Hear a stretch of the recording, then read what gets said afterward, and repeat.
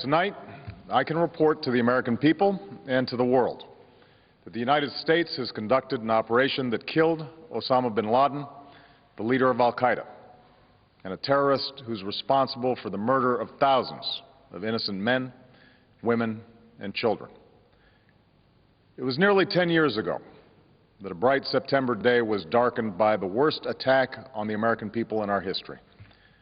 The images of 9/11 are seared into our national memory.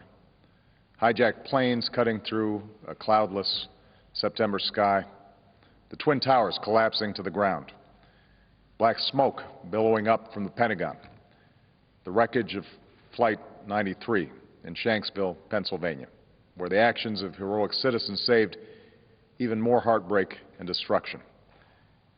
And yet we know that the worst images are those that were unseen to the world. The empty seat at the dinner table, children who were forced to grow up without their mother or their father, parents who would never know the feeling of their child's embrace, nearly 3,000 citizens taken from us, leaving a gaping hole in our hearts. On September 11th, 2001, in our time of grief, the American people came together. We offered our neighbors a hand, and we offered the wounded our blood. We reaffirmed our ties to each other and our love of community and country.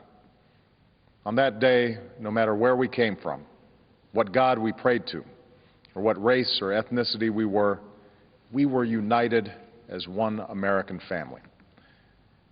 We were also united in our resolve to protect our nation and to bring those who committed this vicious attack to justice.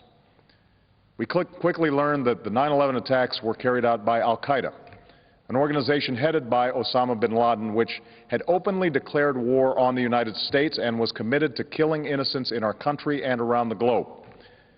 And so we went to war against al-Qaeda to protect our citizens, our friends, and our allies. Over the last 10 years, thanks to the tireless and heroic work of our military and our counterterrorism professionals, we've made great strides in that effort. We've disrupted terrorist attacks and strengthened our homeland defense. In Afghanistan, we removed the Taliban government, which had given bin Laden and al-Qaeda safe haven and support.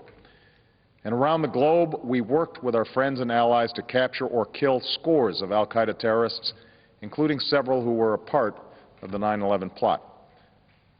Yet Osama bin Laden avoided capture and escaped across the Afghan border into Pakistan. Meanwhile, al-Qaeda continued to operate from along that border and operate through its affiliates across the world. And so shortly after taking office, I directed Leon Panetta, the director of the CIA, to make the killing or capture of bin Laden the top priority of our war against al-Qaeda, even as we continued our broader efforts to disrupt, dismantle, and defeat his network. Then, last August, after years of painstaking work by our intelligence community, I was briefed on a possible lead to bin Laden. It was far from certain, and it took many months to run this thread to ground. I met repeatedly with my national security team as we developed more information about the possibility that we had located bin Laden hiding within a compound deep inside Pakistan. And finally, last week, I determined that we had enough intelligence to take action and authorized an operation to get Osama bin Laden and bring him to justice.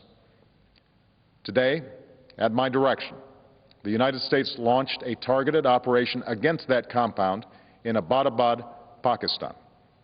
A small team of Americans carried out the operation with extraordinary courage and capability. No Americans were harmed. They took care to avoid civilian casualties. After a firefight, they killed Osama bin Laden and took custody of his body. President Barack Obama speaking at around 04